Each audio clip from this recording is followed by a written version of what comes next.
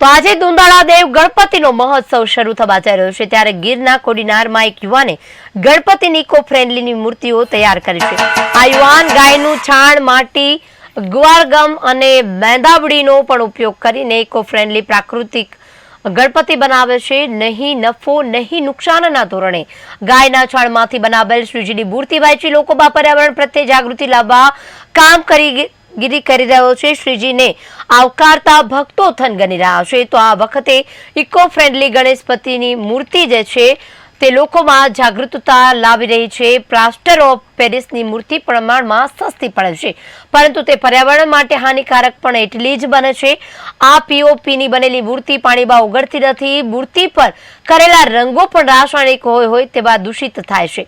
સમુદ્ર તેમજ નદી નાળાઓ પીઓપીના મૂર્તિથી વિસર્જન કરવાથી પાણીમાં રહેનારા જીવોને પણ હાનિ પહોંચે છે અને ભગવાન ગણેશજીની મૂર્તિ પણ વિસર્જન બાદ સમુદ્ર કિનારે રડઝીરતી જોવા મળે છે. ત્યારે ઇકો ફ્રેન્ડલી મૂર્તિ લોકોને ખરીદી છે, પરંતુ ગીરમાં આ પ્રકારની મૂર્તિ પહેલા મળતી ન હતી. હવે ગીરના જ એક યુવાને આ બીડું પણ ઝડપી લીધું છે.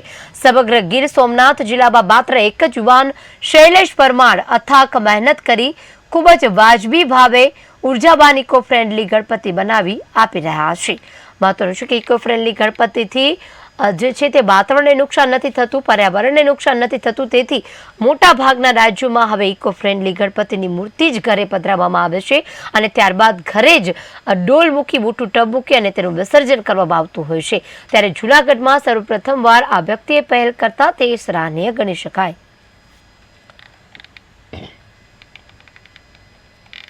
શ્રીજીની ઇકો ફ્રેન્ડલી ગણપતિની મૂર્તિ બનાવવામાં આવી છે. જૂનાગઢમાં ગણપતિ મહોત્સવનું ધામધૂમપૂર્વક ઉજવણી કરવામાં આવી રહી છે. ત્યારે આ વ્યક્તિ દ્વારા તેનું બીડું ચાલી અને ગણપતિની મૂર્તિ ઇકો ફ્રેન્ડલી બનાવી રહ્યા છે. પર્યાવરણ માટે હાનિ ન પહોંચે તેના માટે ખાસ ધ્યાન રાખવામાં આવી રહ્યું છે. ત્યારે શ્રીજીની મૂર્તિ વહેંચવામાં આવી રહી છે. ગણપતિ બાપાનો આજે ચતુર્થીનો દિવસ છે અને આજે ગણપતિ બાપાને વાતે ગાતે સૌ કોઈ પોતાના ઘરે લાવતા હોય છે. ગણપતિ બાપાનું વાતે ગાતે આગમન કરવામાં આવે છે અને ગણપતિ બાપા જે લોકોના ઘરમાં રહે છે ત્યારે તમામ લોકોના ઘરના વિઘ્નો હારી લેતા હોય છે તેવું પણ લોકોને એક શ્રદ્ધા હોય છે.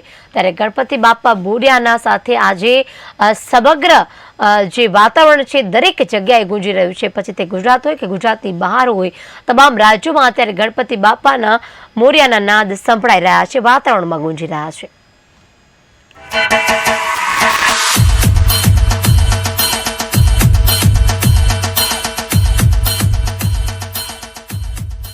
ગોબરની છાણની મૂર્તિ, ગાય માતાના પવિત્ર છાણની મૂર્તિ હું 4-5 વર્ષથી બનાવું છું. આનો વિચાર મને મારો ભાઈ, નાનો ભાઈ જે આસન બનાવે છે એ આસન બનાવતો તો મને બી એવો વિચાર આવ્યો કે પર્યાવરણને જે પીઓપીની મૂર્તિથી જે નુકસાન થાય છે તો પ્રદૂષણ ઓછું કેવી રીતના કરી શકાય, એના હિસાબે મેં મૂર્તિ બનાવવાનું સ્ટાર્ટઅપ કર્યું અને 2 થી 3 વર્ષની અંદર મને સફળતા મળી મૂર્તિ બનાવવામાં.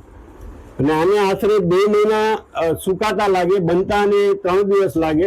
સુકાય એટલે અમે ફિનિશિંગ કરીએ, કલર કરીએ અને પછી માર્કેટ લોકો સામે પ્રસ્તુત કરીએ. અમે માર્કેટ તો હમણાં ઓછી છે, પણ લોકોની અપીલ છે કે પીઓપીની મૂર્તિ નહીં, ગોબરની કે માટીની કે ઇકો ફ્રેન્ડલી મૂર્તિ ઘરે સ્થાપિત કરે.